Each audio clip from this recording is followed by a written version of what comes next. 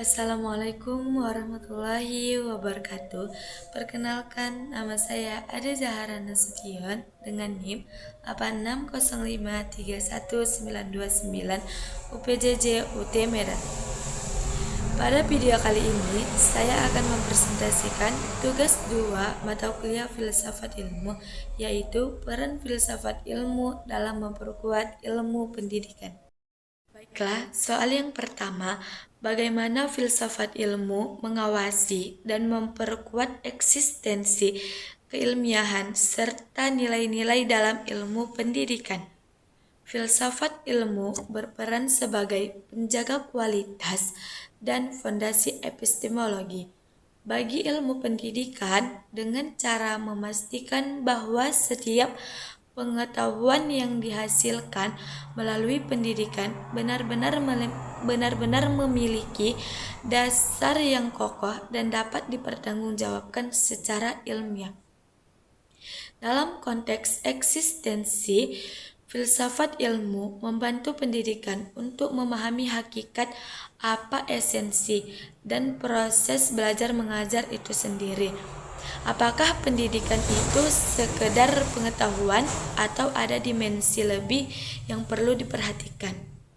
Sementara itu, dalam hal keilmiahan, filsafat ilmu memastikan bahwa metode-metode penelitian dalam pendidikan memenuhi standar ilmiah yang ketat, seperti adanya konsep variabel operasional, kerangka teori yang jelas, dan bukti empiris yang dapat diuji ulang. Kemudian, dalam ranah nilai-nilai, filsafat ilmu membantu pendidikan untuk menyadari bahwa setiap praktik pedagogis tidak pernah netral dari nilai, karena di dalamnya terdapat asumsi-asumsi tentang apa yang dianggap benar atau bermakna peserta didik. Soal yang kedua, bagaimana pendidikan yang bermakna dan bernilai turut memperkuat perkembangan filsafat ilmu? Pendidikan yang bermakna dan bernilai ternyata juga memberikan umpan balik yang sangat penting bagi perkembangan filsafat ilmu itu sendiri. Karena praktik kehidupan nyata di ruang kelas seringkali menemukan hal-hal yang tidak dapat dijawab oleh teori-teori filsafat yang ada. Ketika seorang guru menemukan bahwa metode Ensino yang dianggap ideal secara teoritis tidak berhasil diterapkan di lapangan, hal ini menjadi tantangan baru bagi filsafat ilmu untuk merekonstruksi pemikirannya. Dengan kata lain, pendidikan menjadi laboratorium hidup yang menguji kebenaran dan relevansi konsep-konsep filsafat ilmu dalam konteks nyata. Sebaiknya, pendidikan yang tidak reflektif dan hanya menjalankan rutinitas tanpa pertanyaan kritis akan membuat filsafat ilmu menjadi disiplin yang mati dan tidak berkembang. Jadi, hubungan antara keduanya bersifat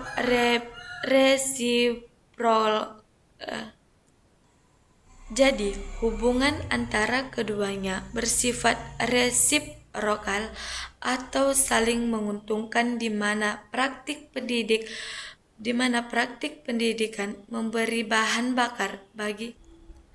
Jadi, hubungan antara keduanya bersifat resiprokal atau saling menguntungkan, di mana praktik pendidikan memberi bahan bakar bagi perkembangan konsep filosofis dan sebaliknya filsafat ilmu memberi arah yang jelas bagi praktik pendidikan. Soal nomor 3, mengapa filsafat ilmu dapat disebut sebagai pisau analisis, yaitu ontologi, epistemologi, dan aksiologi dalam membedah persoalan-persoalan pendidikan? Filsafat ilmu dapat diibaratkan sebagai pisau analisis karena memiliki 3 mata tajam yang masing-masing mampu membedah aspek-aspek berbeda dari persoalan pendidikan. Pertama, ontologi membantu pendidikan untuk menjawab pertanyaan fundamental tentang hakikat pembelajaran itu sendiri, seperti apa sesungguhnya yang berubah dalam diri peserta didik ketika mereka belajar, atau apakah pengetahuan itu objek yang dapat dipindahkan atau proses yang harus dibangun sendiri. Kedua, epistemologi memungkinkan pendidikan untuk bertanya tentang bagaimana pengetahuan itu valid dan bagaimana peserta dipercaya dapat mengetahui sesuatu. Misalnya, apakah data nilai saja sudah cukup untuk mengukur keberhasilan belajar, atau apa perbedaan antara menghafal dan memahami yang sesungguhnya. Ketiga, aksiologi memaksa untuk pendidikan untuk menghadapi pertanyaan nilai seperti pendidikan untuk siapa dan apa yang seharusnya ditanamkan, dan bagaimana mengembangkan antara kepentingan individu dan masyarakat. Tanpa ketiga mata pisau analisis ini, pendidikan berisiko menjadi praktik yang diangkat dan tidak reflektif. Soal yang keempat, contoh konkret penerapan filsafat ilmu dalam praktik pendidikan, yaitu misalnya dalam kebijakan, kurikulum, atau proses pembelajaran. Dalam konteks kebijakan, pemilihan kurikulum nasional memerlukan analisis ontologi untuk memahami terlebih dahulu apa hakikat kompetensi yang ingin dicapai. Apakah itu keterampilan teknis semata atau karakter kepribadian yang utuh?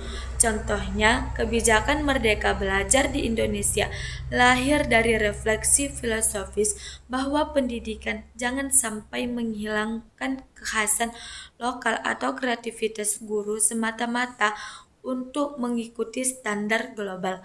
Dalam konteks kurikulum, penyusunannya memerlukan analisis epistemologi untuk menjaga agar setiap mata pelajaran memiliki fondasi pengetahuan yang valid secara ilmiah dan bukan sekedar informasi yang tidak terstruktur.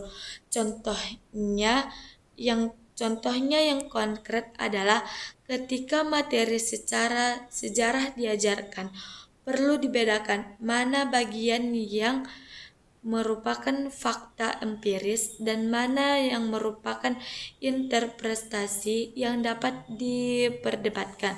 Dalam konteks proses pembelajaran, guru dapat menggunakan analisis aksiologi dengan bertanya karena peserta didik tentang nilai-nilai yang terkait dengan materi yang dipelajari. Misalnya, ketika belajar tentang lingkungan hidup, peserta didik diajak untuk merenungkan tanggung jawab moral mereka terhadap alam semesta. Dengan cara seperti ini, filsafat ilmu bukan lagi sesuatu yang abstrak dan tidak berguna, melainkan menjadi alat berpikir yang sangat praktis bagi setiap pelaku pendidikan.